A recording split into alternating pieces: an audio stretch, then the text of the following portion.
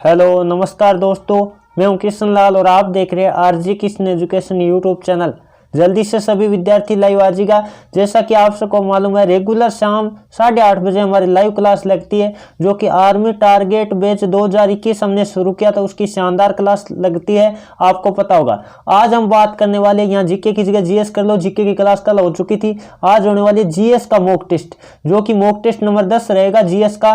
तो बहुत ही शानदार क्लास होने वाली है। ये class GD, tradesman, technical, NA, SKT, TA या रिलेशन भर्ती का, जिनका 28 फरवरी को एग्जाम होने वाला है, उन सब के लिए बहुत ही शानदार साबित होने वाली है। चलिए दोस्तों, बिना देरी किए सेशन की तरफ बढ़ते हैं। इससे पहले सभी विद्यार्थियों को जय हिंद, राम राम, जय श्री कृष्णा, राधे राधे, जय मां शारदे। और सभी विद्यार्थियों को बता दूं, कल आपका महासंग्राम होने वाला है, जो कि आपका टेलीग्राम पे होगा शाम 8:30 बजे। तो सभी विद्यार्थी कल टेलीग्राम पे जुड़िएगा। बहुत ही शानदार आपका ऑनलाइन टेस्ट होगा, जिसमें आपकी रैंकिंग भी पता चलेगा। तो कल 8:30 बजे दोबारा से बता देता हूं, महासंग्राम आपका टेलीग्राम पे होगा। तो जिन विद्यार्थियों ने टेलीग्राम डाउनलोड नहीं कर रखा है, वो डाउनलोड कर लो और वहां सर्च कर लो आरजे कृष्ण एजुकेशन ऑफिशियल, या फिर लिंक डिस्क्रिप्शन में दे रखा है, वहां से डायरेक्टली आप ज्वाइन हो सकते हो। चलिए दोस्तों, बिना देरी के सेशन की शुरुआत करते हैं। आपके सामने फर्स्ट क्वेश्चन आ गया। जल्दी से सभी विद्यार्थी क्वेश्चन नंबर 1 का जवाब देने की कोशिश करेगा। आपको दे रखा है, पानी में नमक मिलाने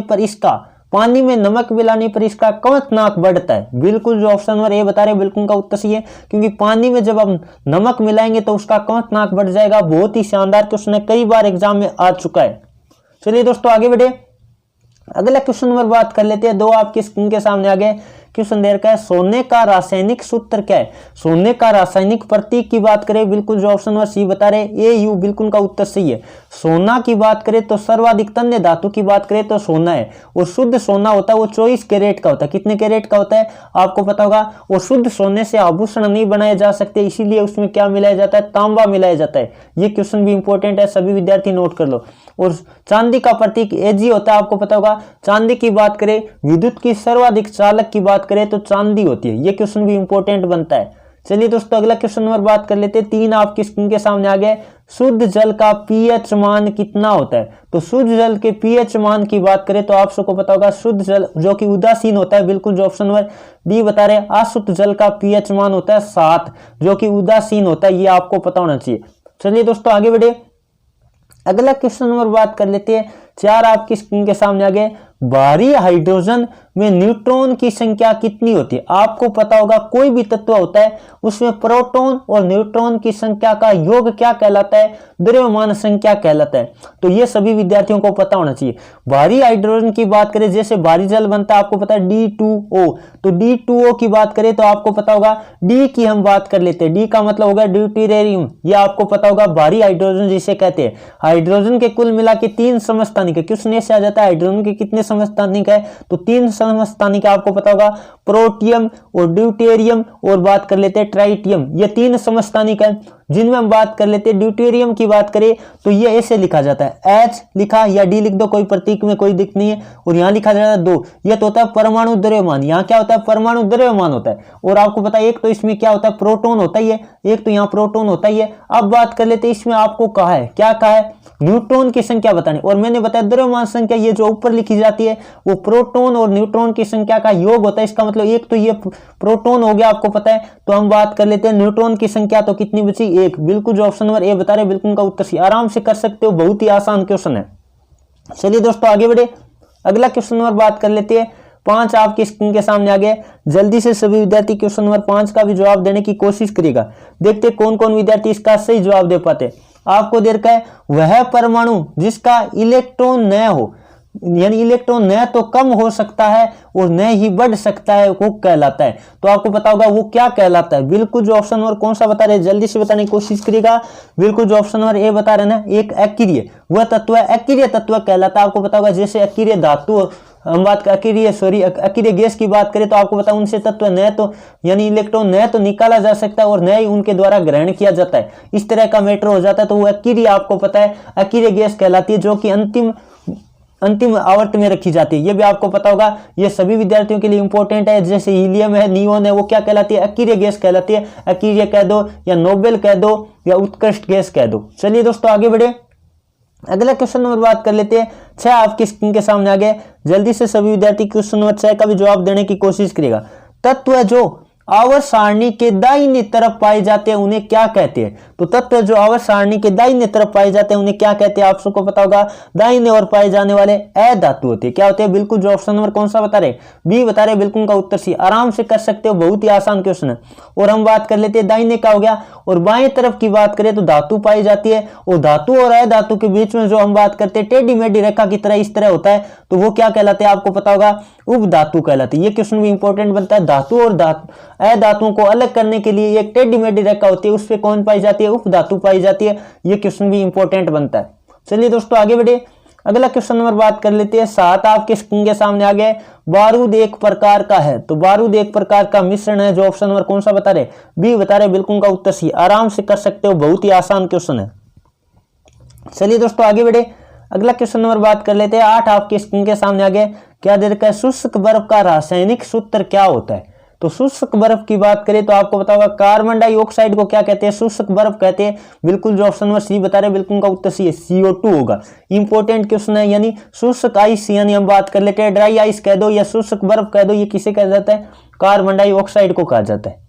चलिए दोस्तों आगे बढ़े, अगला क्वेश्चन हम बात कर लेते हैं। यदि H2O2 की बात करें तो ये हाइड्रोजन पेरोक्साइड का सूत्र है। H2O की बात करें तो ये आपको पता होगा पानी का सूत्र है। CO की बात करें तो कार्बन मोनोऑक्साइड का सूत्र है। चलिए आगे बढ़ते हैं, अगला क्वेश्चन नंबर बात कर लेते हैं। 9 आपके स्क्रीन के सामने आ गए।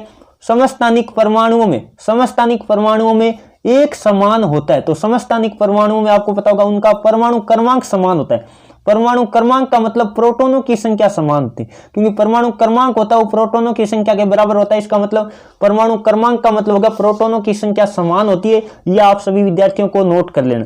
और समभारिक में द्रव्यमान संख्या समान होती है। चलिए दोस्तों आगे बढ़े, अगला क्वेश्चन नंबर बात कर लेते हैं। 10 आपके स्क्रीन के सामने आ गए। यदि जिंक की कॉपर सल्फेट के घोल में रखा जाए तो कॉपर सल्फेट का रंग कैसा हो जाता है? ये क्वेश्चन आपको पता होगा नीले रंग का हो जाता है, लेकिन नीला ऑप्शन में नहीं दे रखा है। तो अब आप क्या करोगे थोड़ा सा, क्योंकि ये क्वेश्चन आर्मी के पेपर में 1 नवंबर को पेपर आता है, उनमें पूछा गया है, तो ये ध्यान रखिएगा। वैसे तो नीला हो जाता है, कैसा हो जाता है?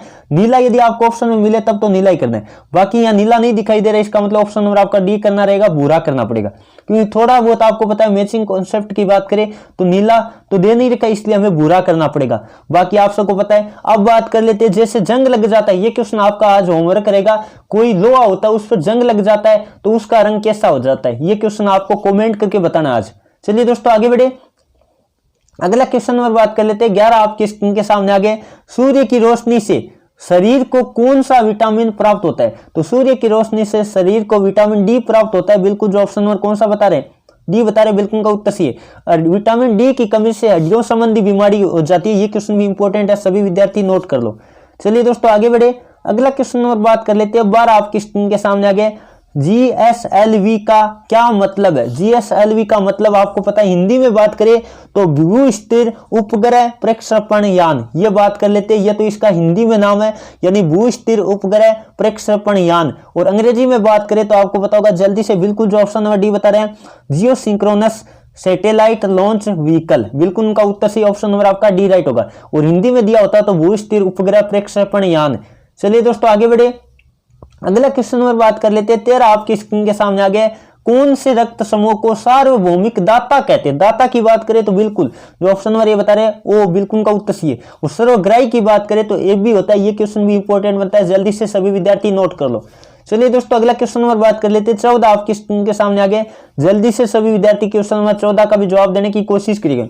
निम्न में से किस उत्प्रेरक की उपस्थिति में प्रकाश संश्लेषण होता है? तो प्रकाश संश्लेषण की बात करें या उत्प्रेरक की बात करें तो आपको पता होगा प्रकाश संश्लेषण की अभिक्रिया क्या होती है? कार्बन डाइऑक्साइड होती है। वो किसके साथ अभिक्रिया करती है?